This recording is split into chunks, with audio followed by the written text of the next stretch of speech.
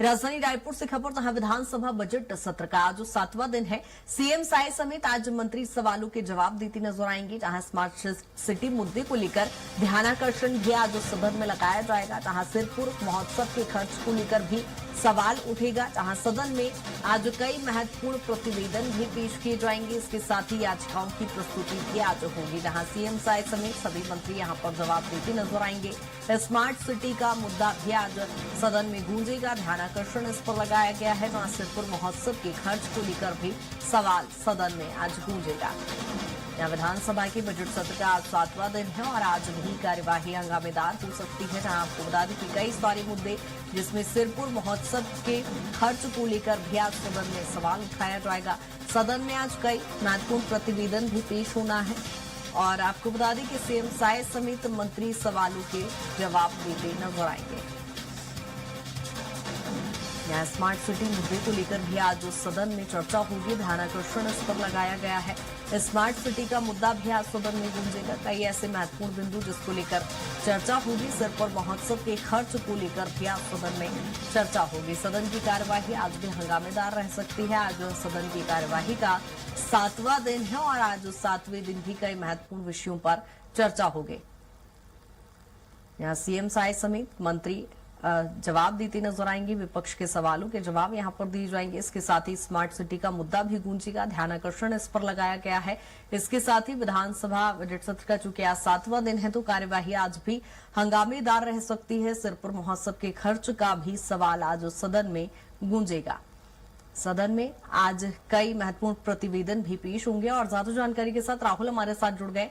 राहुल, आज विधानसभा की बजट सत्र का 7वां दिन है, क्या कुछ कार्यवाही में महत्वपूर्ण रहने वाला है?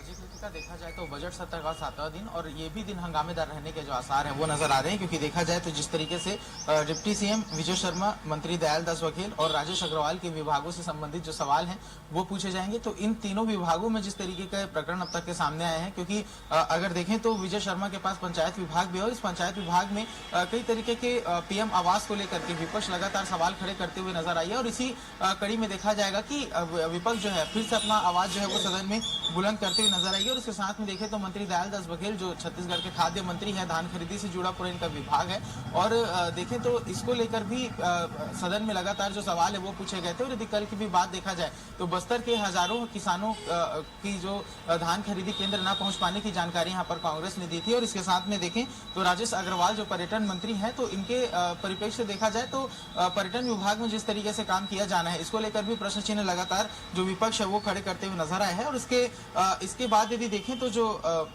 खरोरा महोत्सव में आए व्यय को लेकर के जो ध्यान आकर्षण लगाया गया है, उसमें जो खलारी के विधायक हैं द्वारिकाधीश यादव, उनके द्वारा इस प्रश्न को खड़ा किया गया है। तो इस पर भी जो सरकार की ओर से जवाब है वो दिया जाएगा। और इसके माध्यम से देखें तो अजय चंद्राकर, धर्मजीत सिंह और धर्मलाल कौशिक स्मार्ट सिटी को लेकर के ध्यान आकर्षण डालेंगे। तो यहाँ पर जब ये तीनों विधायक जब सवाल पूछते हैं तो सदन में एक ऐसा समय आता है जब इन तीनों विधायक जो है वो सरकार को घेरते हुए नजर आते हैं। तीनों ही बीजेपी के विधायक हैं। और स्मार्ट सिटी की यदि बात करें तो रायपुर स्मार्ट सिटी में जिस तरीके की गड़बड़ियां देखी गई हैं, बिलासपुर में भी कई तरीके के जो सवाल है वो यहाँ पर खड़े हुए हैं। तो इन दोनों शहरों के तमाम तरीके के स्मार्ट सिटी के द्वारा जो काम किए जा रहे थे, तो इस पर सवाल जो है वो खड़े किए जाएंगे। क्योंकि किसी जगह पर गुणवत्ता और किसी जगह पर भ्रष्टाचार के साथ जो आरोप है वो यहाँ पर समय समय पर लगते हुए नजर आए हैं। तो काफी महत्वपूर्ण आज का दिन रहने वाला है, काफी गहमा गहमी होने वाली है। और इस बीच में सरकार किस तरीके से अपना पक्ष सदन के पटल पर रखती है, किस तरीके से सभी चीजों को नियंत्रित करते हुए जो अपनी बातें सरकार के सामने रखा जाता है, ये काफी महत्वपूर्ण हो जाएगा। ठीक है राहुल, बने रहिएगा तमाम जानकारी के साथ।